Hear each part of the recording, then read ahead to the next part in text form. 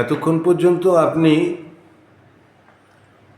ইসলামপুর মহকুমাবাসী তথা সকলকে শারদীয়ার শুভেচ্ছা জ্ঞাপন করলেন। আসন্ন দুর্গাপূজা শ্যামাপূজার পরই আসতে চলেছে 2026-এর বিধানসভা নির্বাচন।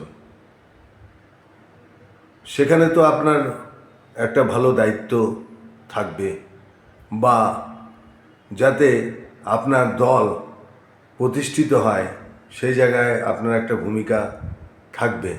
তো কি বলবেন এই প্রসঙ্গে? দেখেন, প্রত্যেকটি বিধানসভা ইলেকশন হোক বা লোকসভা নির্বাচন হোক বা পঞ্চায়েত নির্বাচন হোক, সব ক্ষেত্রে যেহেতু আমরা দিদির সৎ সৈনিক হয়, আমরা সৎ কর্মী হয়, আমরা অ্যালার্ট থাকি, জনগণকে আমরা বোঝানোর চেষ্টা করি কি আমাদের মাননীয় মুখ্যমন্ত্রী মমতা দিদি প্রত্যেকটি বাড়ি বাড়ি যেভাবে উনি উন্নয়ন পৌঁছে দিচ্ছেন, বিভিন্ন প্রকল্পের মাধ্যমে সেই জিনিসটাকে প্রচার করা, প্রত্যেকটি বাড়ি বাড়ি এই মেসেজগুলো পৌঁছানোর জন্য চেষ্টা করেছি আমরা, মানুষকে বোঝানো। এখন তো মানুষ তো নিজে বুঝে গেছে, থাকলো কি নির্বাচনের সময় সবাইকে সতর্ক থাকতে হবে। বিরোধী পিছনে সবসময় থাকে, যেহেতু এখানে বিরোধীর কিছু কোনো জায়গা পাবে না নিশ্চয়ই, তারপরেও আমাদের যে কর্তব্য আছে ওইটা আমরা পালন করব। যে নির্দেশ আমাদেরকে শহীদ দিবসের উপরে বলা গেছে, যে দিশা আমাদেরকে দেখিয়ে দিচ্ছেন দিদি অভিষেক বাবু, সেই নির্দেশের অনুসারে আমরা নির্বাচনের জন্য নিজেকে উপস্থিত করব।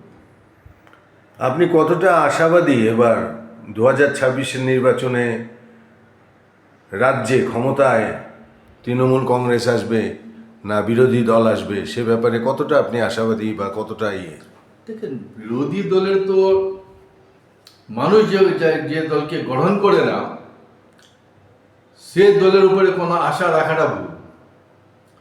মানুষ যেভাবে পরিষেবা তৃণমূল কংগ্রেস পার্টির তরফ থেকে, মা মাটি মানুষের সরকারের তরফ থেকে যতটুক পরিষেবা পাচ্ছে প্রত্যেকটি জনগণ, যে দলের হোক, বিরোধী দলের হোক বা শাসক দলের হোক, পরিষেবাতে দিদি সবাই পাচ্ছে। এর জন্য মানুষ একান্তভাবে মা মাটি মানুষের সরকারকে ভিতর থেকে গ্রহণ করে নিচ্ছে। মাননীয় মুখ্যমন্ত্রী মমতা দিদিকে ভিতরে জায়গা দিয়ে দিচ্ছে। কারণ সব থেকে প্রথম কি হয় কি, উন্নয়নের তো কাজের একটা আলাদা ব্যাপার, যে মানুষ খাটাখাটি করে, কৃষি ভাই আছে তো ওরা যখন চাষবাস করে বাড়িতে আসে, যারা চাকরি করে দিনভর চাকরির জন্য বাইরে থাকে, ভিতরে যখন আসেন সন্ধ্যা পর্যন্ত, আমাদের ক্ষেত মজদুরের যতগুলো ভাইগুলো আছে দিনভর খাটাখাটি করে রোজগার করার পর যখন বাড়িতে আসেন ওরা, তো একটাই চিন্তা থাকে ওরা যে আমি একটু রেস্ট কীভাবে নেব, আমি কিভাবে একটা সুখ শান্তিরভাবে একটা ঘুমটা পাবো, কিভাবে আমি দুটো রুটি যে ভাত যে খাবো তো একটা সুখ শান্তিভাবে খাবো, কিভাবে খাবো, এই চিন্তা নিয়ে সবাই থাকে। আজকে বিভিন্ন রাজ্যতে আপনি দেখেন, বাংলা রাজ্যকে ছাড় প্রত্যেকটি মানুষ ওখানে ডিস্টার্ব আছে। রাতে যদি ঘুম করে, তবে আবার রাতে কি হয়, কোন দিকে গুলি চলে, কোন দিকে বম চলে। যেখানে যেখানে বিজেপি সরকার রাজ্য আছে, ওই রাজ্যর কোনো একটা মানুষের সুখ শান্তি ভাবে থাকতে পারছে, সব সময়টা ভয়ে ক্লান্ত হয় ওরা বাড়িতে থাকে। কিন্তু পশ্চিম বাংলা আমাদের মাননীয় মুখ্যমন্ত্রী মমতা দিদি এরকম একটা শাসন চালিয়ে যাচ্ছে কি একজন মানুষ আমাদের, হিন্দু হোক বা মুসলমান হোক, সিপিএম হোক या কংগ্রেস হোক বা বিজেপি হোক, যে যারা সবসময় চিৎকার করে থাকে দিদির এগেন্স্টে, আমাদের সরকারের বিরুদ্ধে, আরও সুখ শান্তির ভাবে ওরা সবসময় ঘুমটা পায়। কেউ ডিস্টার্ব করে না কি কিভাবে আমরা খাচ্ছি, কি খাচ্ছি। এসআইআরে যেভাবে নাম কাটা পড়ছে তাতে কি আপনি উদ্বিগ্ন? দেখে এসআইআর একটা ভয়ভীত করার জন্য একটা চেষ্টা চালাচ্ছে বিজেপি সরকার। নির্বাচনে কি তাতে তৃণমূল কিচ্ছু হবে কংগ্রেস না। আমি আপনাদের মাধ্যমে আমি প্রত্যেকটি মানুষকে একটা কথা বলি যে এসআইআর এর ভিতরে যতগুলো ডকুমেন্টস খোঁজ করছে ওর ভিতরে একটা যে সুপ্রিম কোর্ট আমাদেরকে একটা দায়িত্ব দিয়ে দিল, যাদেরকে ইলেকশন কমিশন মানের জন্য বাধ্য, যে আধার কার্ডকে মানতে হবে। এটা তো দেখেন, এখন ইলেকশন কমিশনার যে হয়, ওদের যে একটা টিম হয়, ওদের যখন সংবিধান তৈরি হচ্ছিল আমাদের, সে সময় একটা লিখিতভাবে আছে যে 3 জনের একটা টিম থাকবে। একটা প্রাইম মিনিস্টার থাকবে, এটা অপোজিশন পার্টির লিডার থাকবে, একজন সুপ্রিম কোর্টের চিফ জাস্টিস থাকবে। এই 3 জন মিলিয়ে ইলেকশন কমিশনকে নিযুক্ত করবে।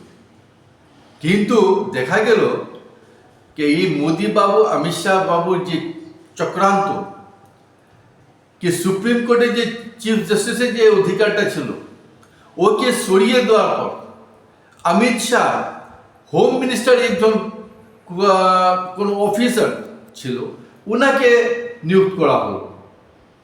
এটা কি ইয়ার্কি বুঝিয়ে দিচ্ছে ওরা? এটা সংবিধানকে চেঞ্জ করে দিচ্ছে ওরা।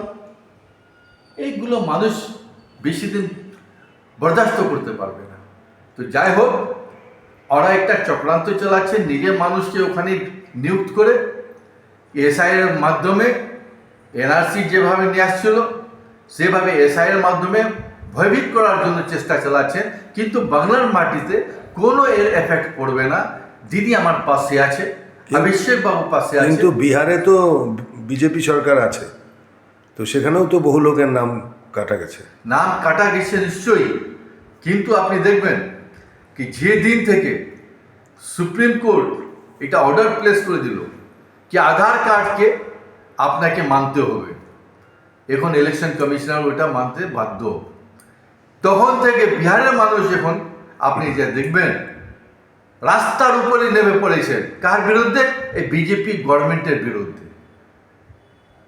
হাজার হাজার লাখ লাখ মানুষ ইন্ডিয়া জোটের ফেভারে নেমে পড়েছেন। আপনি দেখছেন তো বিজেপির যে অফিসগুলো হচ্ছে ওখানে পুরনো হয়, আগুন লেগিয়ে দিচ্ছেন। মানুষ ভিতরে অত জ্বালা হয়ে গেছে এই গভর্নমেন্টের এগেনস্টে। কার গভর্নমেন্ট? এই অমিত শাহ আর মোদি বাবুর গভর্নমেন্টের এগেনস্টে। এটা বিজেপি সরকার নাই, এটা অমিত শাহ আর মোদির সরকার।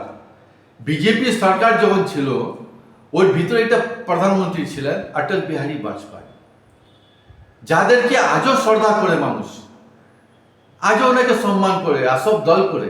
কারণ ওনার নীতি ছিল সেকুলারিজম। সব দলকে নিয়ে চলেন, সব ধর্মকে নিয়ে চলেন। কিন্তু এইরকম নোংরা রাজনীতি বিজেপির অটল বিহারী বাজপেয়ী কোনোদিন করেনি। যে আজকে করেছেন নরেন্দ্র মোদী আর অমিত শাহ, এরা দুইজন মিলিয়ে যে দেশটাকে বিক্রি করে যাচ্ছেন। সাধারণ মানুষ যেখান থেকে সুবিধা পেত সে জিনিসগুলোকে বিক্রি করা হলো। সাধারণ মানুষ কোথায় কি করবে, কিভাবে ওরা জীবিত থাকবে? এর জন্য আজকে দেশের মানুষ, প্রত্যেকটি রাজ্যের মানুষ, প্রত্যেকটি ধর্মের মানুষ রাস্তার উপরে নেমে পড়েছে নরেন্দ্র মোদী আর অমিত শাহর বিরুদ্ধে। এই জন্য পশ্চিম বাংলাতে এসআইআর নিয়ে কোনো ভয় নাই। আর বিহারে যে চক্রান্ত চলাচ্ছে ওখানেও শেষ হয়ে গেছে। বিহারের অবস্থা দেখেন আপনি, হাজার হাজার মানুষ এখন রাস্তার ধারে উপরে নেমে পড়েছে। বিজেপির আপনার জেডিইউ অ্যালায়েন্স কিন্তু নীতিশ কুমারকে এখন দেখতে চায় না। ওইটা বলেছি যে এসআইআর একটা ভয়ভীত করার জন্য চক্রান্ত চালাচ্ছে, কিন্তু আপনার আমার পশ্চিমবাংলাতে কোনোদিন এরা এই জিনিসটাকে নিয়ে এগিয়ে যেতে পারবো না, যেহেতু পশ্চিমবাংলার মানুষ ওদেরকে গ্রহণ করছে না। 2026-এ 29 নম্বর বিধানসভা ইসলামপুর, কে টিকিট পেতে চলেছে? দেখেন এই তো এই যে কথা আপনি বলেছেন, এই ডিসাইড এর বিচার আমাদের হাইকমান্ডগুলো করবে। আমাদের বলার কোনো অধিকার নাই, কিন্তু ইচ্ছা সবারও ভিতরে থাকে। যারা যোগ্যতা থাকে, যারা যোগ্য আছে, দল ওদেরকে একটা দেখবে যে কাকে দিলে ভালো হবে, কাকে না দিলে কি হবে। সেটা কি প্রাক্তন বিধায়ক মানে বর্তমান প্রবীণ বিধায়ক আব্দুল করিম চৌধুরী হতে পারে? নিশ্চয়ই, দল যদি চায় কেন হতে পারবে না? দল যদি চায় তা আমিও হতে পারি।